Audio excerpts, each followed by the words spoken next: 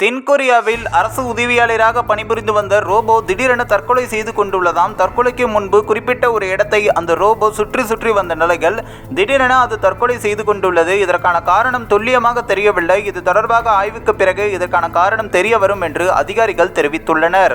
அதாவது நமது உலகில் இப்பொழுது ரோபோ பயன்பாட்டு அதிகரித்துள்ளது. ஜப்பான், தென்கொரியா போன்ற நாடுகளில் மக்கள் தொகை குறைவு உள்ளிட்ட காரணங்களால் ரோபோ பயன்பாட்டு கணிசமாக அதிகரித்துள்ளது.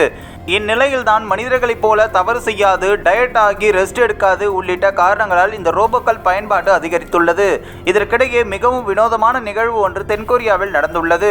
அங்கு அந்நாட்டு அரசுக்கு கீழ் இயங்கி வந்த ரோபோ ஒன்று திடீரென தற்கொலை செய்து கொண்டுள்ளது. இதற்கான காரணங்கள் என்ன என்பது யாருக்குமே தெரியவில்லையாம். கட்டிடம் ஒன்றில் இருந்து விழுந்து தற்கொலை செய்து கொண்டுள்ளதாகவும் அதன் உடல் அதே கட்டிடத்தில் கண்டறியப்பட்டதாகவும் அதிகாரிகள் தெரிவித்துள்ளனர்.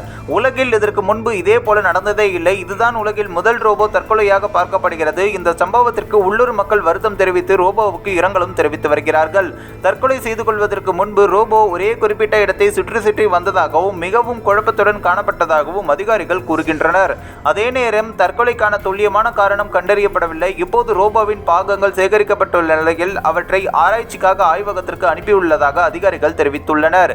தினசரி ஆவணங்களை வழங்குவது, உள்ளூர் வாசிகளுக்கு உதவுவது ஆகியவை தான் இந்த ரோபோவின் முக்கியமாக பங்காக இருந்துள்ளது.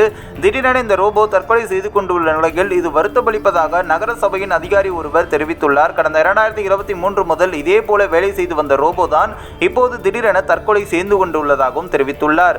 ரோபோ இதே போல தற்கொலை செய்து கொண்டது தொடர்பாக இணையத்தில் பலரும் பல விதமான கருத்துக்களையும் பதிவிட்டு வருகின்றனர். அதீத பணி சுமை காரணமாக ரோபோ இதே போல தற்கொலை செய்து கொண்டிருக்கலாம் என்றும், பிரேக் இல்லாமல் காலை முதல் மாலை வரை தொடர்ந்து வேலை செய்து வருவதால் வெறுப்படைந்த ரோபோ தற்கொலை செய்து கொண்டுள்ளதாகவும் பலரும் குறிப்பிடுகின்றனர். அதே நேரம் ஆய்வுக்கு பின்னரே என்ன நடந்தது என்பது குறிப்பாக தெளிவாக தெரிய வரும் என்று அதிகாரிகளும் தெரிவித்துள்ளனர். யார் இந்த ரோபோ என்று பலருக்கும் கேள்வி ஒன்றும் எழுந்துள்ளது. அதன்படி தென்கொரியாவில் வைத்து வந்த அந்த ரோபோவை கலிபோர்னியாவை சேர்ந்த பியர் ரோபோட்ஸ் என்ற ஸ்டார்ட் அப் நிறுவனம் உருவாக்கி இருந்தது. இந்த ரோபோவுக்கு தென்கொரிய அரசு ஊழியர் என்ற ஐடி கார்டும் இருந்தது. காலை 9 மணி முதல் மாலை 4 மணி வரை இது வேலை செய்யும் நேரமாகும்.